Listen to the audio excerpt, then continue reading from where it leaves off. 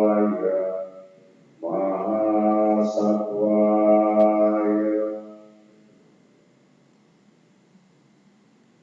Dhamma Titi Sukang Seti Wipa Sayena Cetasa Arya Pawidite Dhamma Sadaramati Pandito. Dia yang menghayati Dharma akan hidup bahagia dengan pikiran tenang. Orang bijaksana selalu berbahagia di dalam Dharma yang dibabarkan oleh Buddha. Namo Sang Hyang Adibudaya, Namo Buddhaya. Selamat malam, Ibu, Bapak, serta saudara-saudari yang terkasih di dalam Dharma.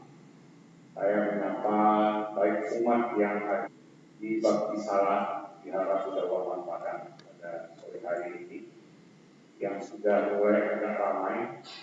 Ini mungkin dicoba untuk masa yang kita sebut sebagai normal. Ya. Mungkin nanti setelah selesai PSBB yang diperpanjang sampai 7 Juli, kita akan evaluasi lagi apakah Wihara Budawawan Padang sudah siap kembali dengan new normal. Ya, normal yang baru, di mana kita bisa kembali bekerja bakti seperti biasa. Dan saya juga menyapa Ibu, Bapak, serta saudara-saudari yang menyaksikan Dharma Desana dan Puja Bakti ini secara live. Ini yang selalu kita dengung-dengungkan, ini yang selalu kita anjur-anjurkan. Apakah berhasil? Nah, itu kita tidak tahu. Ya, hari ini topik kita, tema dari ceramah kita hari ini adalah antara karma, doa, dan ritual. Ya, mengapa saya mengambil tema ini? Karena dalam seminggu ini di grup WhatsApp Wihara Budawawan Padang itu banyak terjadi dialog. Saya tidak bilang debat, saya menggunakan kata-kata dialog. Ya, kalau debat itu konotasinya kurang bagus. Berdialog, ya, ada berdialog di dalam grup kita, grup Wihara Budawawan Padang. Ada yang berbicara mengenai karma. Ya, apakah semuanya itu ditentukan oleh karma? Ada yang bilang iya, ada yang bilang tidak. Nah, saya sengaja tidak di-grup karena kalau di-grup nulisnya panjang lama dan belum tentu dibaca orang. Ya, capek tulis, jari-jarinya pada capek, kasihan, bahkan juga tidak ada. Ya, kemudian ada lagi yang men-share tentang doa dalam perspektif, doa dalam pandangan agama Buddha. Ya. Kemudian ada lagi yang membicarakan mengenai ritual. Ya, katanya dengan adanya pandemi COVID ini dari sebuah tulisan yang ditulis oleh orang yang non-Buddhis mengatakan bahwa dengan adanya pandemi COVID-19 ini ritual-ritual berkurang. Pusat-pusat keagamaan yang utama di dunia pun terkena dampak COVID-19 sampai ditutup. Ya, intinya sepertinya ritual itu kurang bermanfaat. Nah, saya mengamati ini Kita lihat kok ada satu benang merah antara ketiga permasalahan ini. Karma, doa, dan ritual. Ada kaitannya. Makanya timbul ide saya, topik pembicaraan kita dalam warisan hari ini adalah antara karma, doa, dan ritual. Ya. Sekarang mari kita lihat pertama karma. Karma adalah salah satu hukum yang sangat populer di dalam ajaran kita. Mengapa saya mengatakan populer? Tidak seperti hukum-hukum lain dalam ajaran Buddha. Karma ini populer bukan hanya di umat Buddha, tetapi juga di umat-umat yang non-Buddhis juga. Sedikit-sedikit tahu atau sedikit-sedikit juga membicarakan, membahas tentang karma. Tetapi tentu saja kita mesti lihat bagaimana pengertian karma yang sesungguhnya, bagaimana pengertian karma yang sebenarnya. Ya, nah, mari kita lihat apa yang diajarkan oleh Buddha. Karma atau disebut juga kamma. Kamma dengan double M, karma itu artinya perbuatan. Karma itu dalam bahasa Sanskerta, kamma dalam bahasa Pali. Artinya sebenarnya adalah perbuatan. Nah, hukum karma ini yang kita kenal sebagai kamma niyama itu adalah merupakan salah satu hukum dari 5 hukum yang mengatur alam semesta. Jadi kalau dikatakan tidak semuanya tergantung karma, betul. Ya, ada 5 hukum.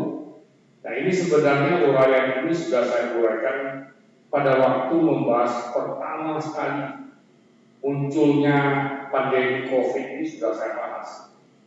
Ada 5 hukum yang menyebabkan timbulnya virus.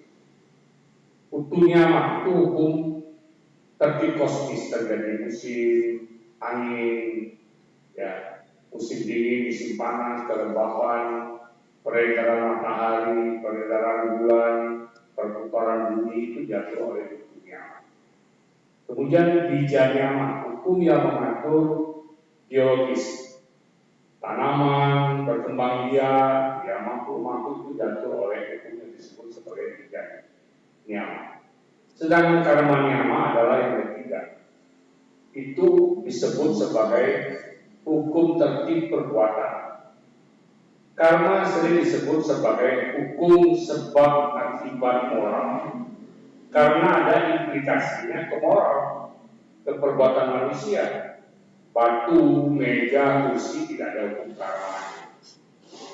Kalaupun ada terjadi pada benda-benda, itu disebut etupal, hukum sebab akibat.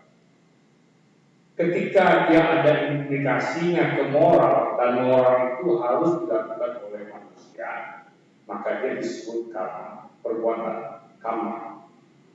Kemudian yang keempat disebut sebagai citanya, hukum tertib batin.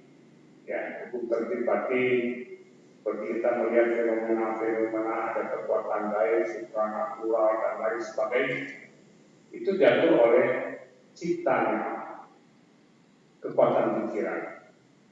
Kemudian yang terakhir damanya.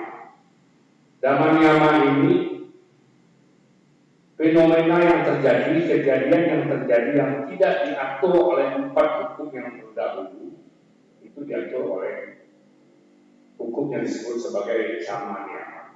Apa contohnya? Ketika Buddha Pangeran Siddhartha lahir, ya, dia langsung bisa jalan. Nah, ini tidak lazim. Mana yang atur?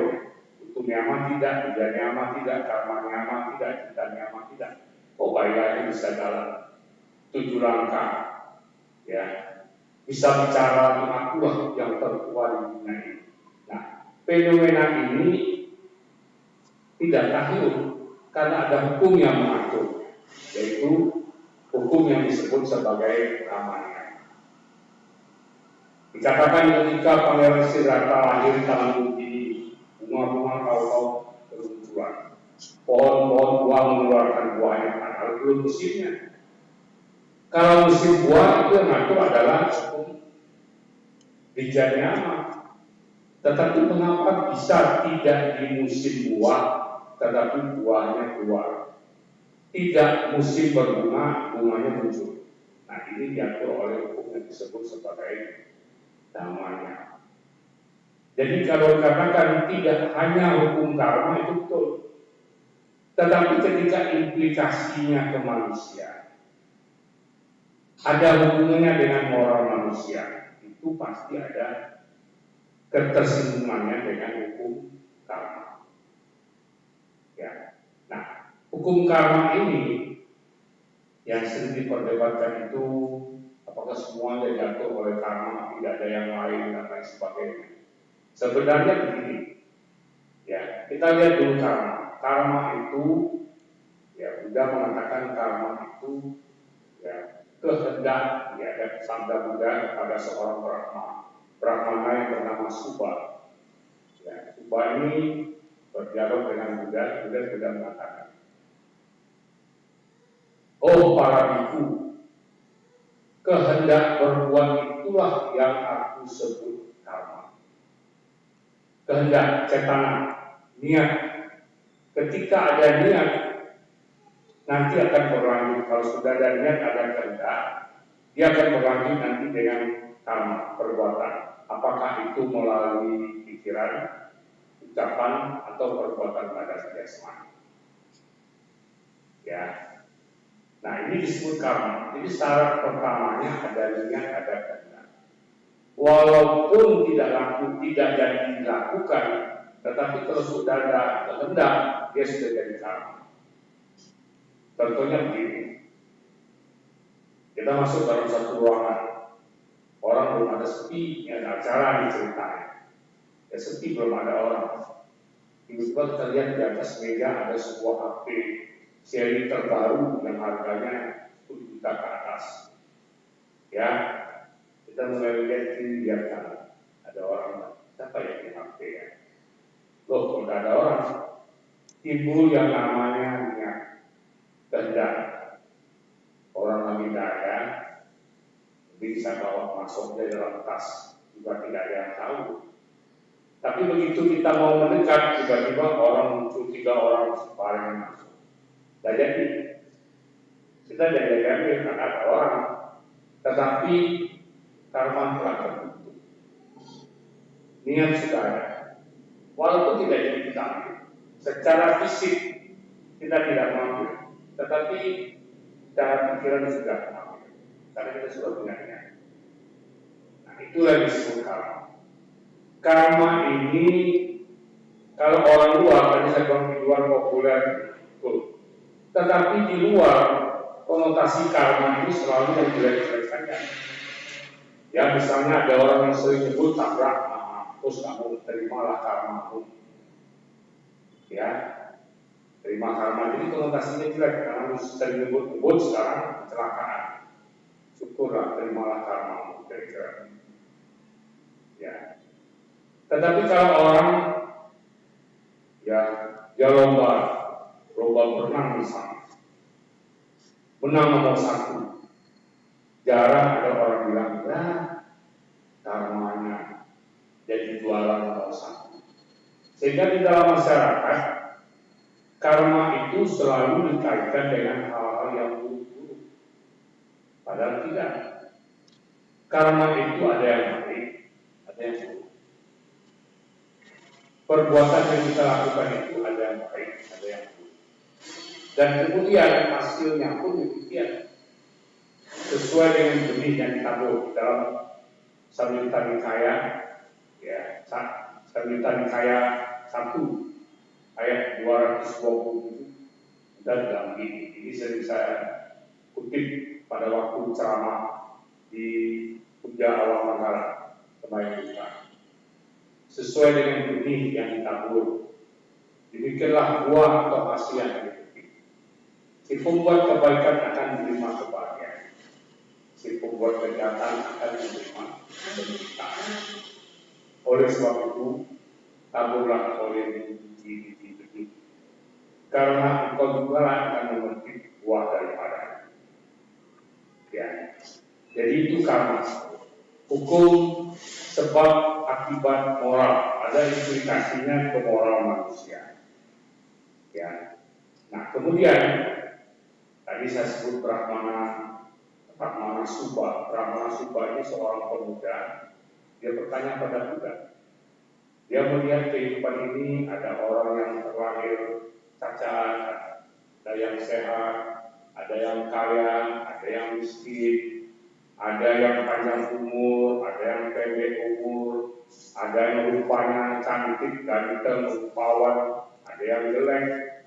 Dia bertanya pada Buddha, apa sebab semua ini terjadi? Ya, nah kemudian Buddha memberi penjelasan kepada Subha ini. Buddha mengatakan begini, setiap makhluk adalah pemilik karmanya sendiri. Ya, disebut sebagai kama sangka. Ini sering juga kita baca namanya kalau kita Buddha Bhakti. Setiap makhluk adalah pewaris karmanya sendiri atau karma daya. Setiap makhluk lahir dari karmanya sendiri atau karma yogi. Setiap makhluk berhubungan dengan karmanya sendiri, karma bagi. Ya. Setiap makhluk dilindungi oleh karmanya sendiri, disebut karma abhisara. Jadi kita ini adalah pemilik, pewaris, lahir dari karma kita sendiri, berhubungan dengan karma kita sendiri, dan dilindungi oleh karma kita sendiri. Karmalah, perbuatan kita lah yang menentukan kita ini menjadi hina atau mulia. Ini penjelasan yang diberikan oleh Buddha kepada Brahmana Subha. Ya. Jadi dari dua contoh yang saya sebut ini, kira-kira sudah memberi gambaran cukup jelas bagi kita. Apa itu karma dan bagaimana cara bekerja karma tersebut. Ya. Itulah karma. Jadi kalau terjadi sesuatu pada diri kita, nah itu tidak dikatakan itu sebagai karma, sebagai buah karma. Tetapi kalau penyakit yang berat mungkin ada pengaruh dari karma yang pernah kita lakukan. Sebenarnya hal ini sudah sering dibahas dalam beberapa khotbah terdahulu yang sekarang ada di YouTube, yang dalam Is My Way, itu ada penjelasan mengenai karma. Karena saking populernya karma ini, saya sering membahas karma. Ya. Bicara soal yang lain, bersinggungan juga dengan karma. Ada satu lagi yang akan saya akan saya sharekan nanti di YouTube Dharma Is My Way, hoki dan karma. Ini sebenarnya cerita ini waktu Imlek, waktu Cynthia yang lalu sudah saya persiapkan. Ya, tetapi belum jadi di-share. Ya, ada hoki dan karma. Orang sering bilang, sudah karma itu hokinya. Nanti kita lihat dalam ajaran juga bagaimana sebenarnya hubungan antara hoki dan karma. Orang sini sering bilang kan, hoki TI, hoki nomor 1, kalau tidak ada hoki tidak bisa maju. Nah terus mana karmanya? Ya kan, nah, nanti lihat di dalam Dharma Is My Way itu ada yang di beberapa hari lagi, ya, hoki dan karma. Apa hubungannya? Kaitannya antara hoki dan karma. Jadi sekali lagi, apa yang terjadi dalam hidup kita ini, ya mungkin ada pengaruh karma. Walaupun ada hukum-hukum lain, tetapi pengaruh karma cukup besar. Dan yang perlu kita ketahui, karma itu bukan hanya apa yang kita perbuat di masa lampau, tetapi berlanjut dengan apa yang kita perbuat pada saat ini. Di dalam ceramah mengenai upaya memperbaiki karma ini kembali dalam Ismail. Ya, saking panjangnya ceritanya, karena sangat ceritanya bagus. Saya dulu tidak mengerti karma, dengan membaca cerita ini saya jadi mengerti. Dulu pada waktu awal saya mengenal agama Buddha, terkejut juga oleh saya, ya, kok karma seolah-olah agama Buddha ini kejam sekali, ya, tidak ada ampun, tiada maaf bagimu. Apa yang pernah kita perbuat dulu, terima sekarang, tidak ada ampun-ampunnya. Dulu banyak penceramah buku yang saya baca, saya berpikir, terus apa Buddha mengajarkan dharma? Kalau dulu kita pernah berbuat satu karma yang jahat dan tidak baik, terus kehidupan sekarang harus kita terima persis, tidak bisa berubah, tidak bisa bergeser. Terus apa tidak belajar dharma? Tapi akhirnya saya menemukan jawaban. Nah, itulah yang saya ceritakan di dalam upaya memperbaiki karma. Ada dua part, ada dua seri, ada dua ceramahnya dibagi dua karena saking panjang. Yang menyedihkan mungkin tidak dilihat, belum ada yang lihat. Makanya ini terus dipertanyakan mengenai karma. Kalau kita sudah dengar cerita itu kisah nyata, baru bisa kita lihat bagaimana karma itu bekerja dan bagaimana karma itu bisa diperbaiki, bisa dinetralisir dengan perbuatan kita saat ini. Inilah benar-benar mengajarkan karma pada kita. Jadi karma itu bukan sesuatu yang fatal, tidak bisa berubah, tiada maaf bagimu. Bisa. Saya beri perumpamaan lagi. Sampai saya pamerkan ceramahnya pakai alat-alat. Ada gelas, isi air, ada garam, saya praktekkan. Ya. Nah, itulah kalau kita tidak lihat, dia tidak ngerti. Panjang, memang panjang, tapi khususkan waktu. Ya. Nah, kan kemarin waktu Mati Dana saya bilang, umat Buddha ini sudah lama tidak ikut puja bakti. Biasanya kalau sekali kebaktian kita ya sekitar 100 kita lah ya, lebih kurang 100 lah. Kalau ada upacara-upacara bisa meledak sampai banyak sekali. Tapi kalau yang biasa-biasa minggu sore, ya itu ada ya kira-kira 100 ya. Kadang-kadang lebih sedikit. Ya. Tetapi selama masa COVID, di mana kita tidak lagi puja bakti di wihara melalui SPP, pertanyaannya, berapa banyak yang betul-betul live streaming? Berapa banyak yang kemudian kena sibuk tidak sempat live streaming, kemudian melihat lagi? Ya, masih ada orang yang bisa dilihat di Facebook bisa, di Instagram bisa, di YouTube bisa. Berapa banyak teman kita yang menyaksikan? Berapa banyak ibu romo wanita kita yang menyaksikan? Jangan-jangan waktu yang biasa minggu jam 6 sampai jam 8 malam kita alokasikan untuk puja bakti dan mendengarkan dharma. Jangan-jangan sudah kita alihkan dengan misalnya nonton film sinetron Korea, ya, buka WA, share dulu sana dulu sini. Waktu yang sebenarnya sudah kita alokasikan selama 2 jam setiap minggu untuk puja bakti kena dampak COVID, beralih dia ke kegiatan lain. Makanya nanti ketika wihara boleh puja bakti lagi dalam kondisi new normal, saya tidak tahu berapa banyak yang hadir. Kalau sudah beralih agak sulit ya Bapak. Karena waktu yang 2 jam itu sudah dialokasikan ke yang lain. Nah, ini yang parahnya di sini. Ya, ini dampak COVID. Jadi jangan bilang dampak ekonomi semakin susah, orang susah makan, ini itu. Bukan hanya itu. dampak ke batin kita.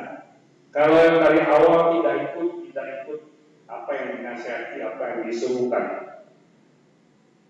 kita akan bergeser. Ya, itu yang seperti yang dikirim oleh Pak Joni dan kirim.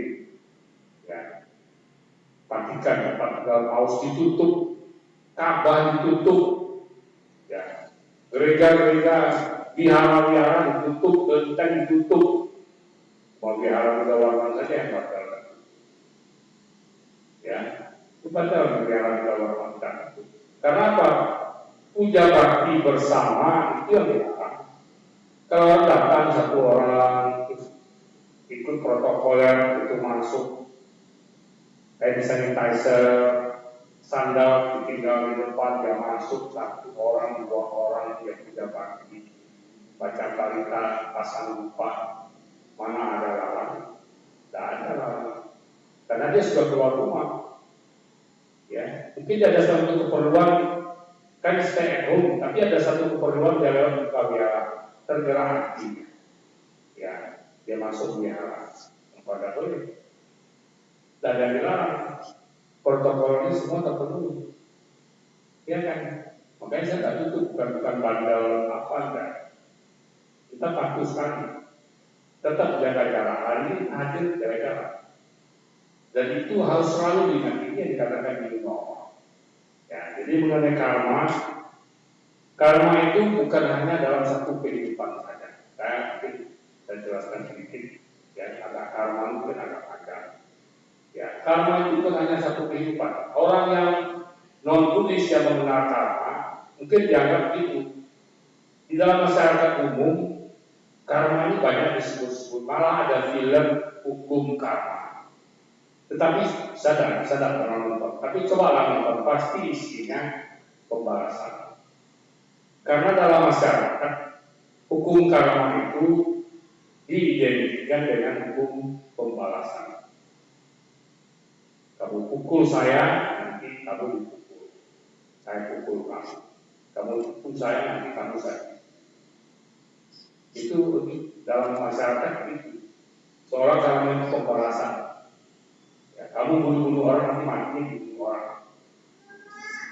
Ya, kebanyakan itu. Sehingga kalau ditanya orang awam, apa itu hukum karma? Hukum pembalasan.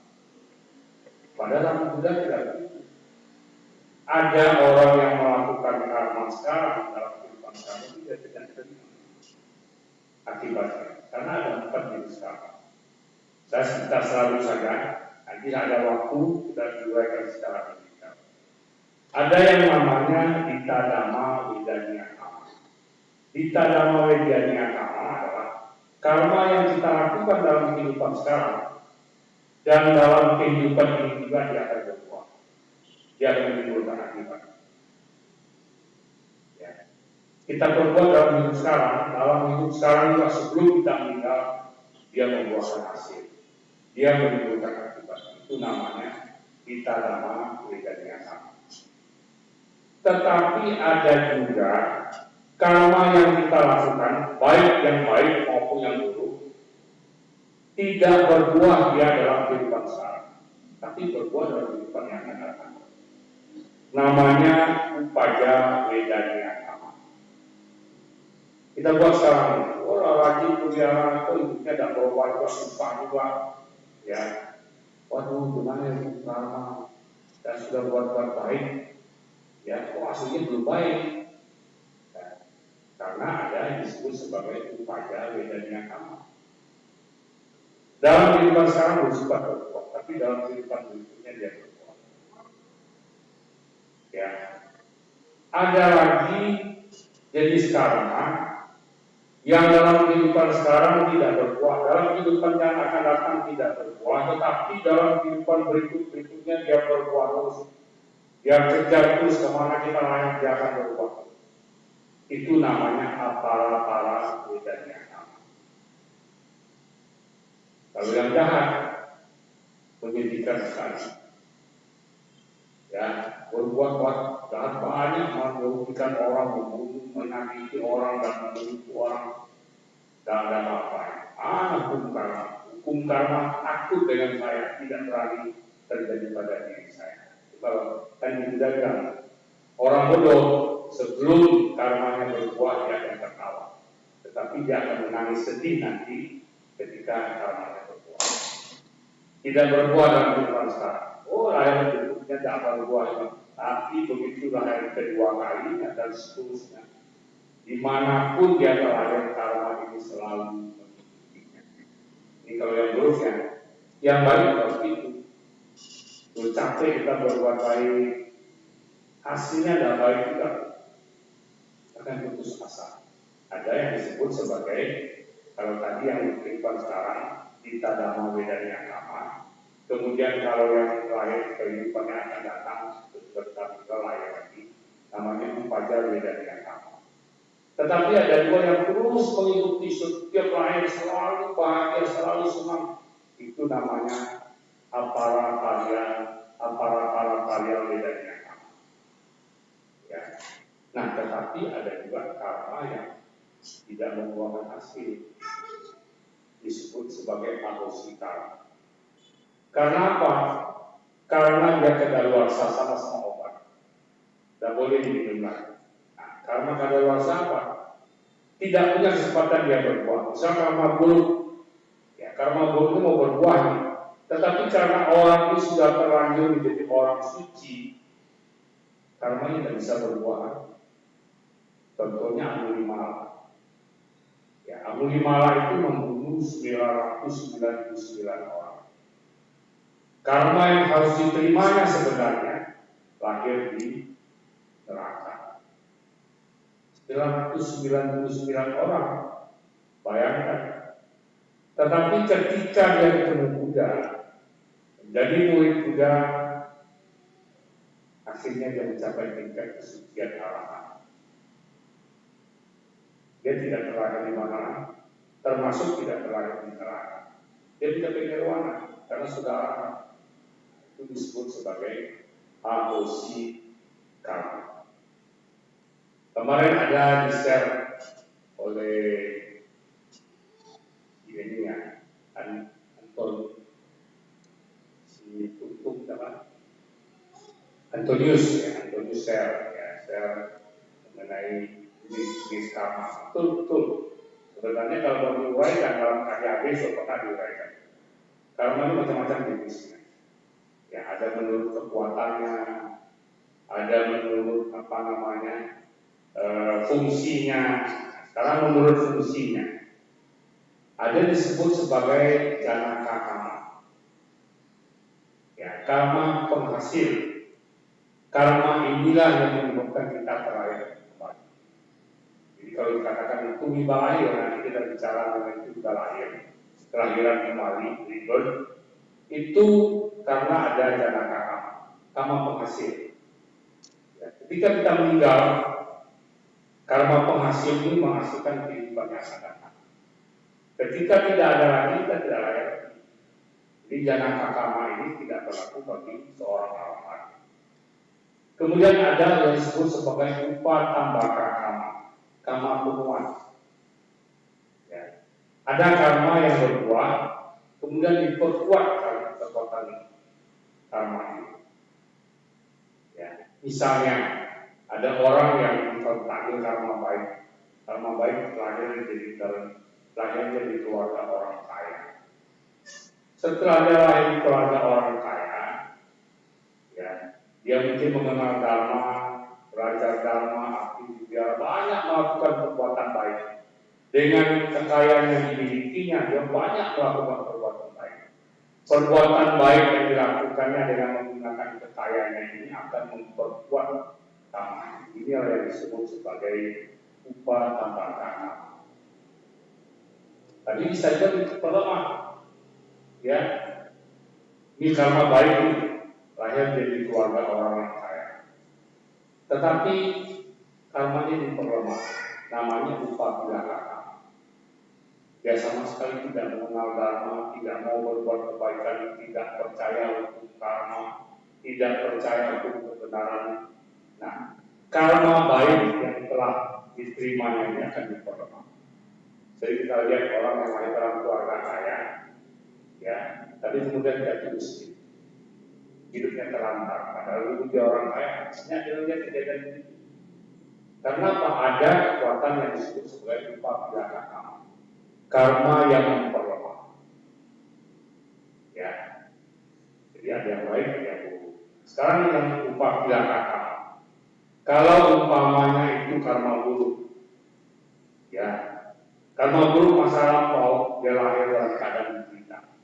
Mungkin sebagai anak pengemis di korong perempatan. Tetapi di kemudian dia perlemah kekuatan karma buruk tadi. Mungkin dia mengenal dharma, melakukan banyak kebaikan. Akhirnya dia mulai keluar dari lebah penderitaan tadi, menuju kebahagiaan. Itu upabila juga. Jadi kalau kita bicara memperkuat atau memperlemah, itu bisa yang baik, bisa juga yang tidak baik. Nah, kemudian ada disebut upagata karma penghancur. Ada satu kekuatan karma baik, tapi kemudian dihancurkan oleh kekuatan karma yang luar biasa. Ya, contohnya Ajata satu. Pernah dengar ceritanya kan? Ajata satu seorang pangeran yang kemudian membunuh ayahnya. Ya, seharusnya kalau dia tidak melakukan pembunuhan ayahnya, dia akan terakhir dalam baik. Tetapi begitu dia membunuh orang tuanya dan membunuh orang tua, membunuh ayah dan ibu, itu termasuk dalam karma. Karma yang sangat buruk, maka dia terakhir di neraka. Nah, itulah penjelasan mengenai karma. Nah, terus apa kaitannya dengan doa? Bisa nggak orang karma buruk berdoa, terus karmanya jadi baik?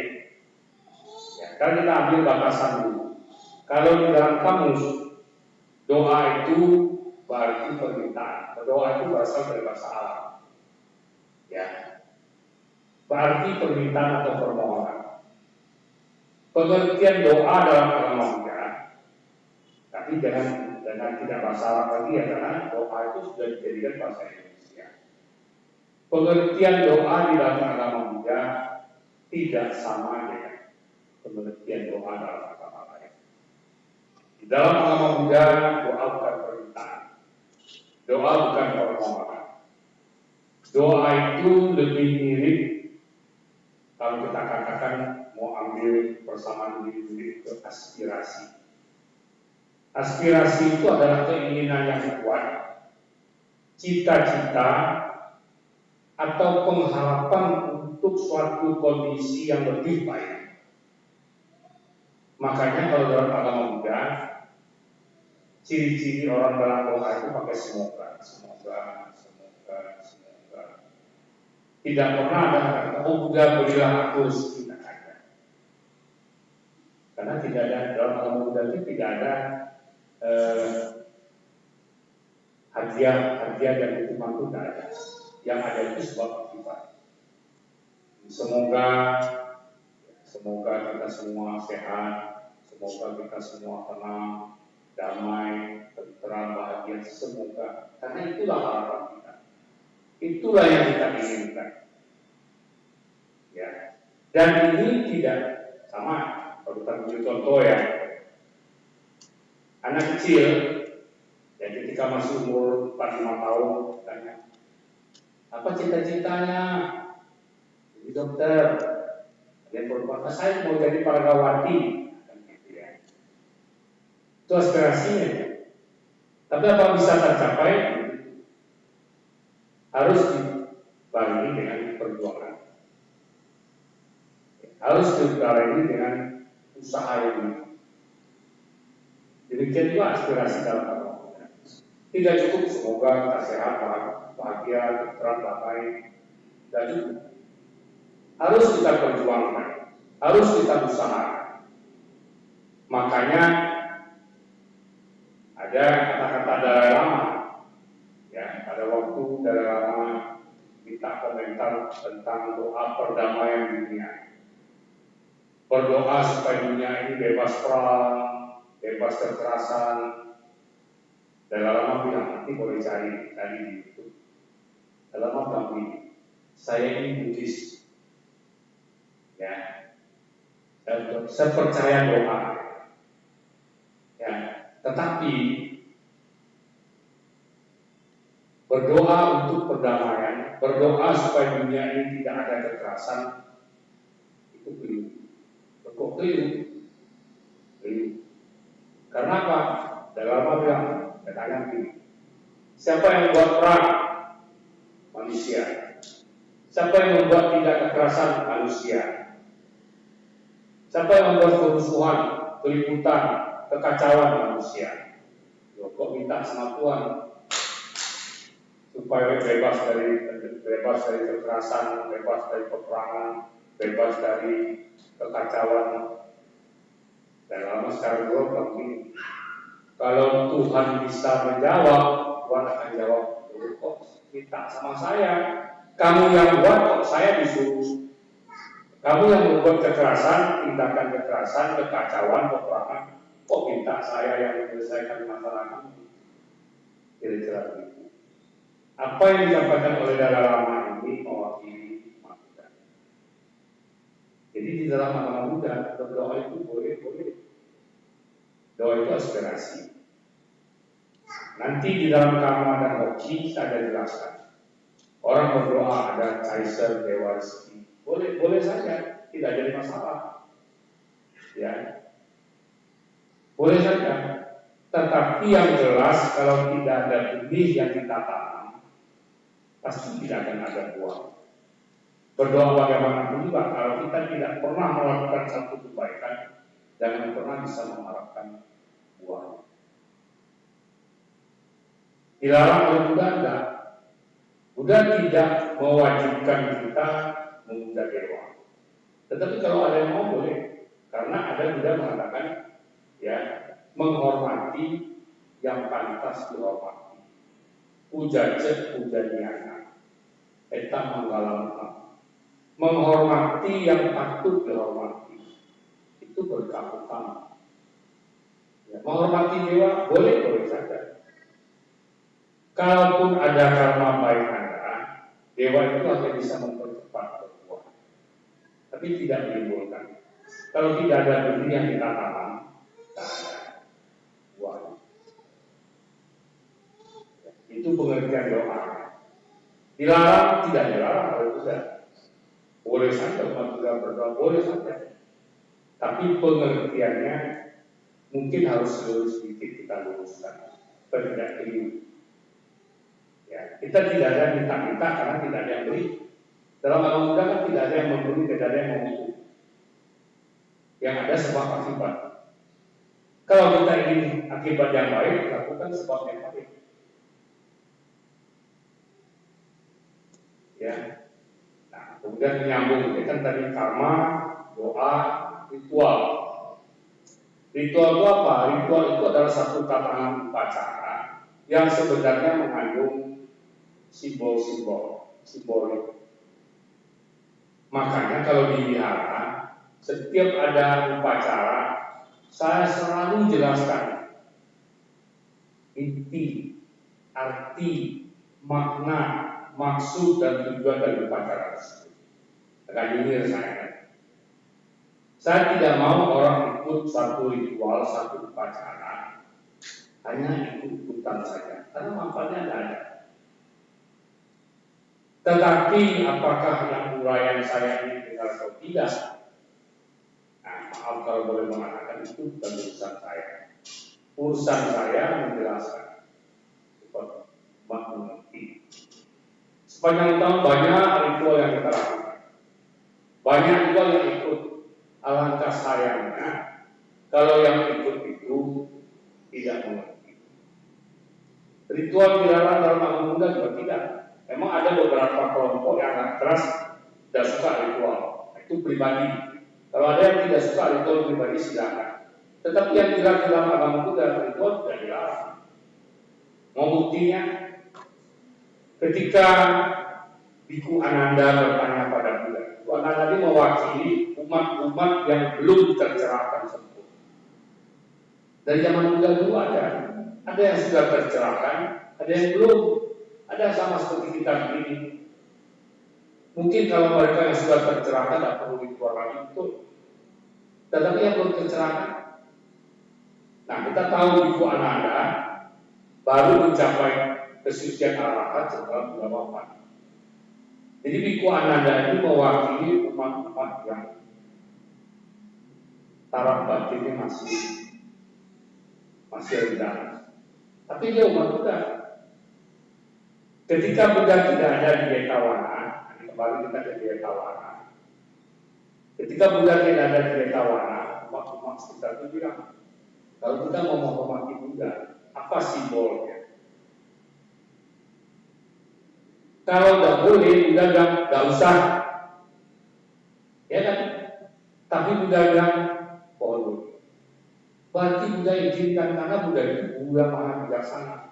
Buddha tahu taraf batin umatnya tidak sama. Makanya kalau ada orang sekarang selalu menganjurkan tidak perlu ritual, tidak perlu ritual, itu berarti bukan guru bijaksana.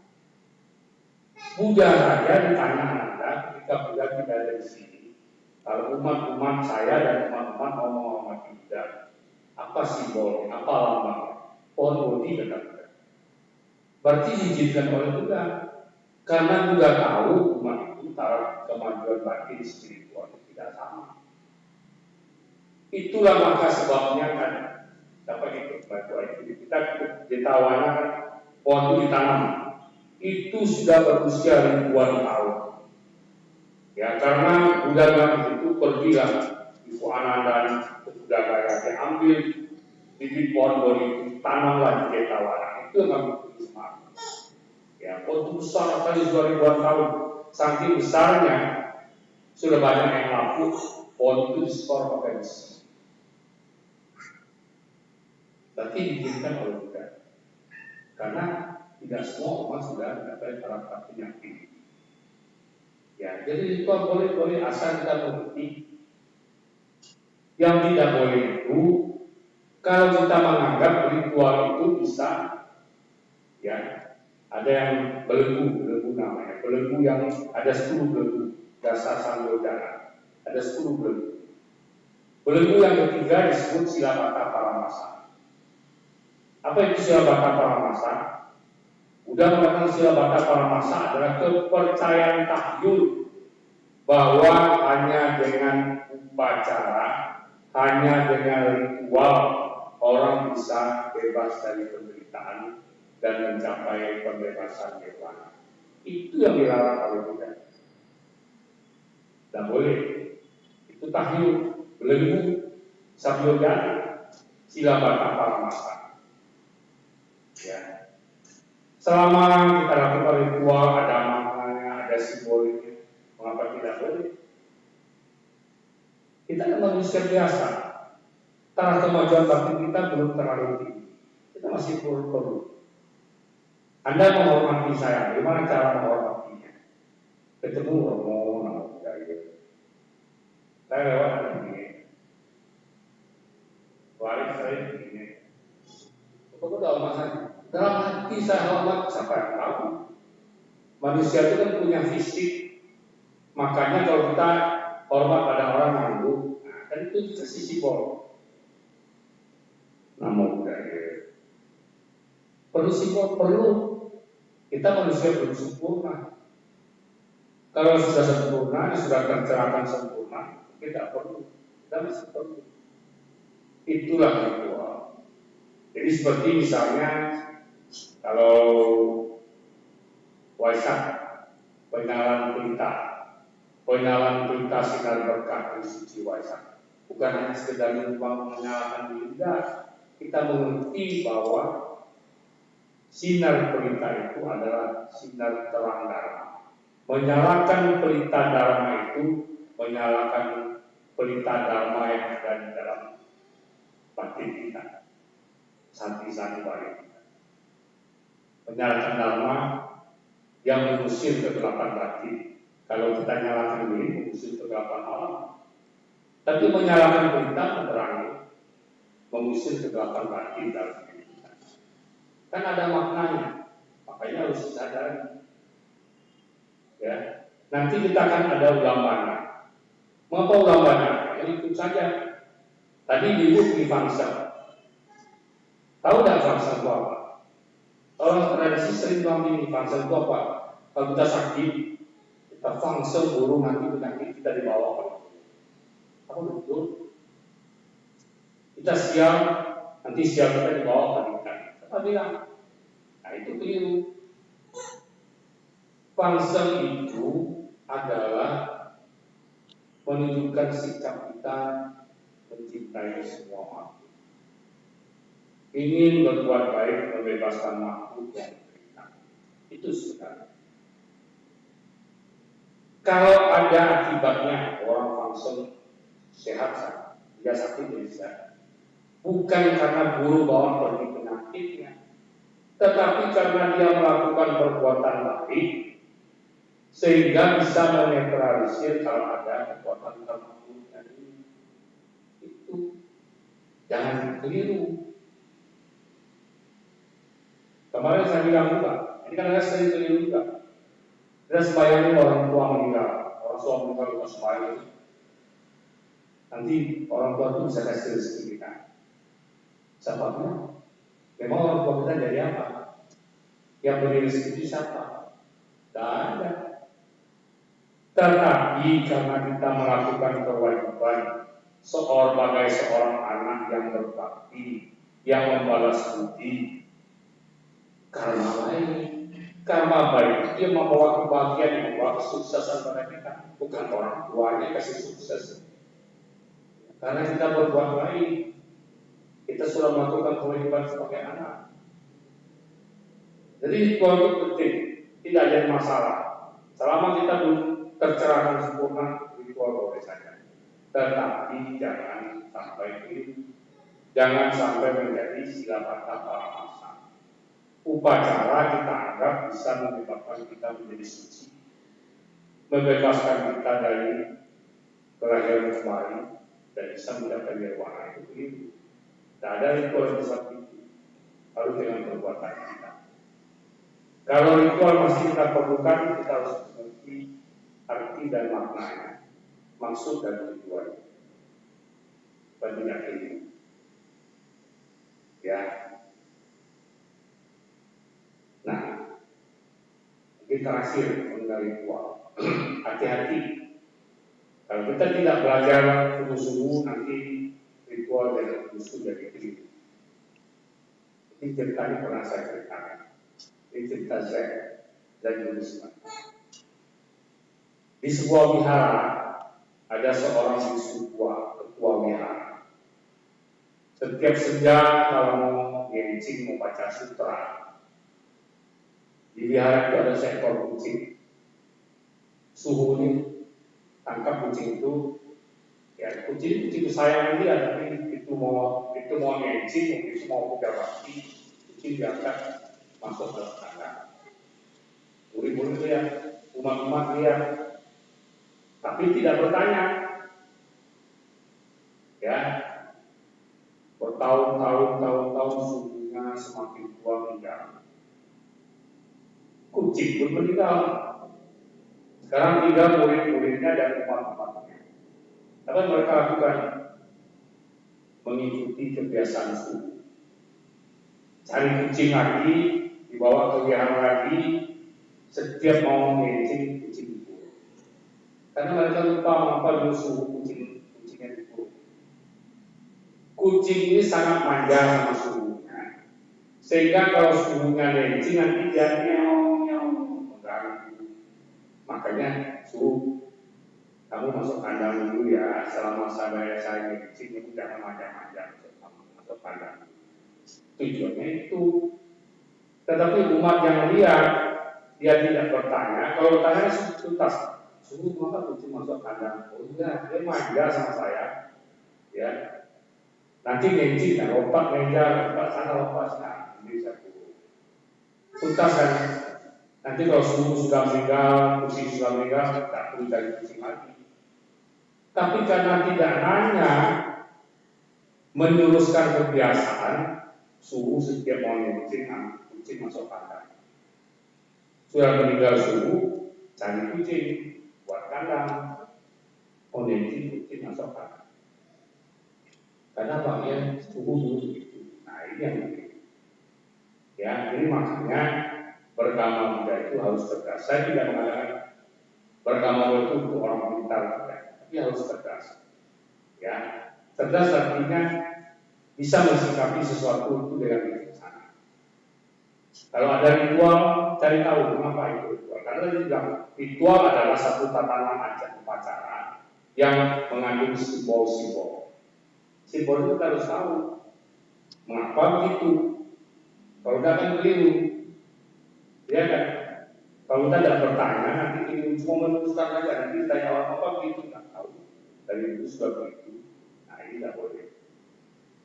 Ya, jadi sekali lagi karma sudah terjawab sudah. Karma bukan hanya satu-satunya, banyak faktor lain.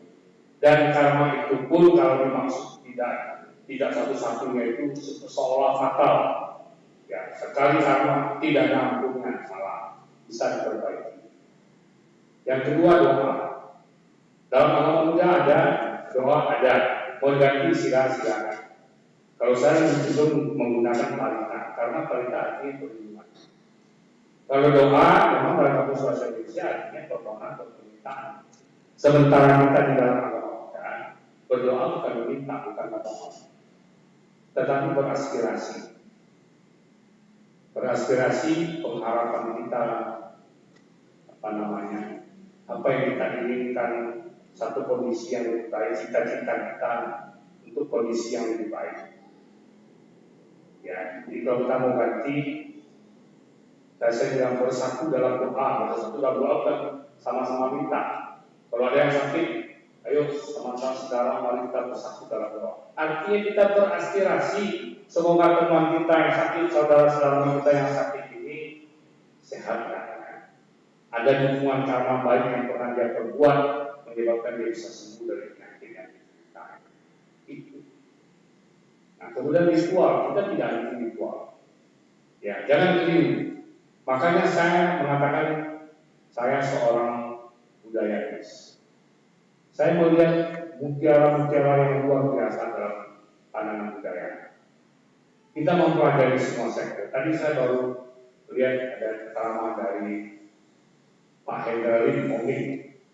Ya, jangan hanya beranggapan bahwa ajaran Buddha itu hanya dalam kitab Pali.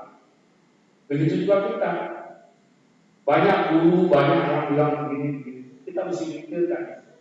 Ada memang orang yang tidak suka ritual.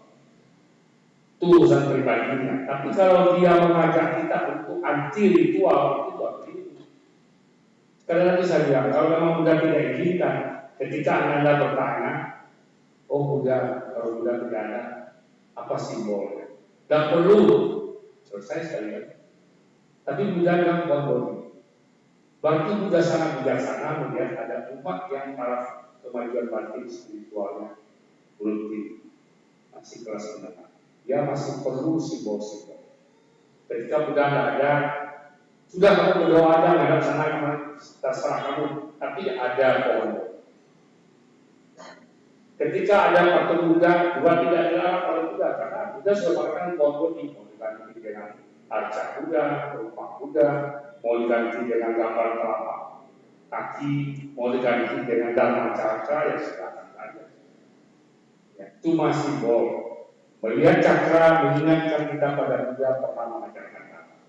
Melihat sepasang telapak kaki mengingatkan kita bahwa sang Tathagata pernah mengingatkan kakinya. Pohon bodi kita lihat, teringat kita bahwa di bawah pohon itulah sang Maha Guru kita mencapai kebenaran sempurna. Apa tidak boleh?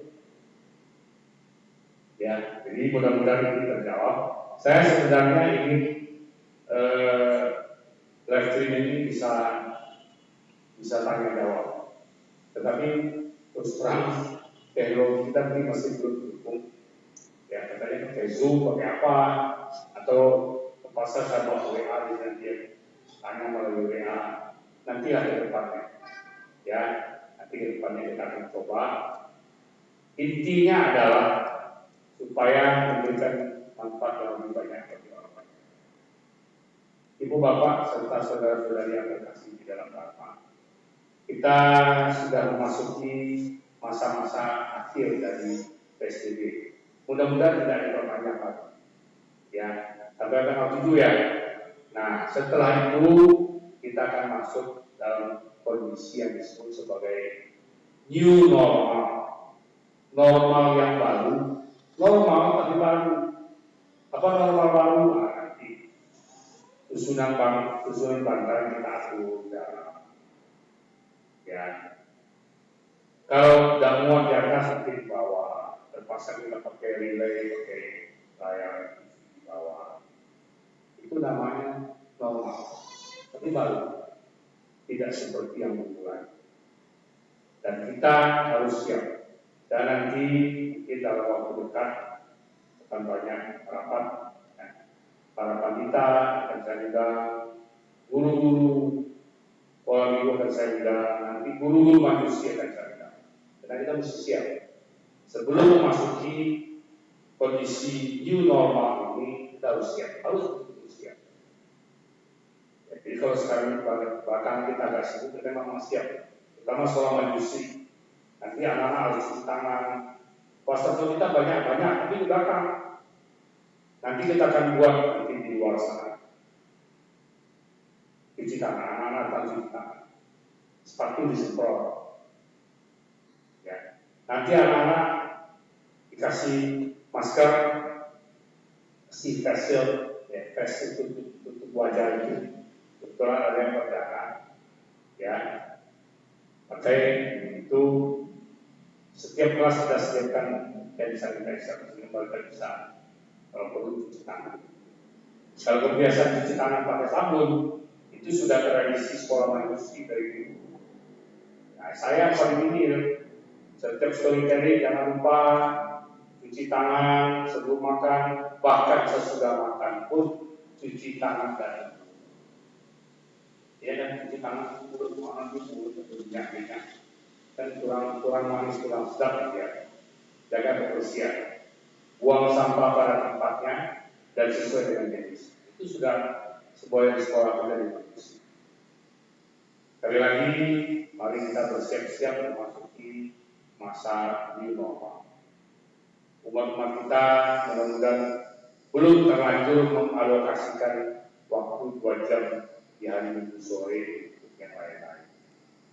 Terus sudah terlanjur, comeback di balikan.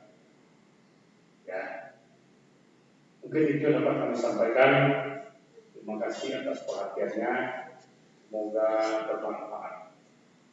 Semoga kita semua senantiasa sehat, sejahtera, damai, tentram, harmonis dan bahagia.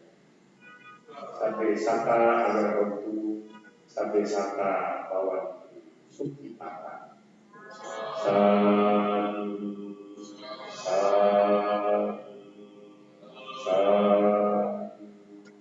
Namo Sang Hyang Adi Budaya.